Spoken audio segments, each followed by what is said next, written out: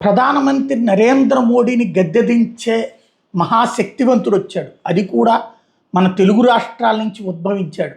మోడీని దించేసి రాహుల్ గాంధీని ప్రధానమంత్రిని చేయగలిగినటువంటి శక్తివంతమైన ఆ నాయకుడి పేరు రేవంత్ రెడ్డి. పొడుగు ఎంతున్నారు, పొట్టి ఎంతున్నారు లాంటి దిక్కుమాలిన వ్యాఖ్యలు మనం చేయొద్దు. కానీ బీసీ అన్నటువంటి ఒక అస్త్రాన్ని మేము మోడీ మీద ఎక్కుబెడుతున్నాం.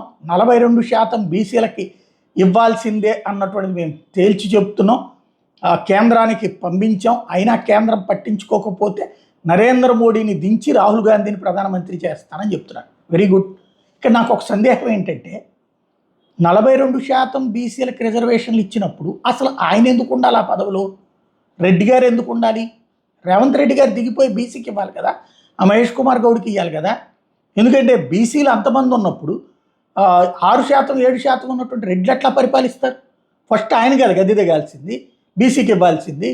రెండవది, బీసీ ప్రధానమంత్రి నరేంద్ర మోడీని గద్దె దించి తనకి తాను బ్రాహ్మణ ప్రధానమంత్రి అని చెప్పుకున్నటువంటి, అదే బ్రాహ్మణ ప్రధాన అభ్యర్థి అని చెప్పుకున్నటువంటి రాహుల్ గాంధీని ఎక్కిస్తారా?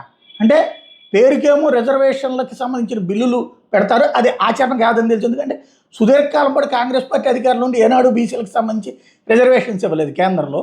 మొన్ననే కదా, 11 ఏళ్ల క్రితమే కదా అది అధికారంలో ఉంది. అప్పుడు 10 ఏళ్ళు ఉన్నది కదా, అప్పుడు ఎందుకు ఇవ్వలేదు బీసీలకు 42% రిజర్వేషన్ దేశవ్యాప్తంగా? అట్లాగే దేశవ్యాప్తంగా బీసీల రిజర్వేషన్స్ ఎందుకు ఎస్టాబ్లిష్ చేయలేకపోయింది? లేదా సుదీర్ఘకాలం పాటు ఈ దేశాన్ని పరిపాలించింది ఎవరు? 50 సంవత్సరాల పాటు, టోటల్గా 60 సంవత్సరాలు మిగతా వాళ్ళతో కూడా కలిపి అదే పార్టీ కదా. మరి అట్లాంటి సందర్భంలో బీసీలకు ఆనాడు ఇవ్వలేదు, ఈనాడు కూడా ఉన్న బీసీ ప్రధానమంత్రిని దించి రాహుల్ గాంధీని ప్రధానమంత్రిని చేస్తారా? ఈయనేమో బీసీలకు సంబంధించినటువంటి వాళ్ళందరినీ పక్కన పెట్టి ఈయన ముఖ్యమంత్రిగా ఉంటాడా? బీసీలకు సంబంధించిన తీర్మానం మేము పంపించింది అమలు చేయలేదు కాబట్టి మోడీని గద్దె దించుతారు. భలే వింతగా లేదు ఇది.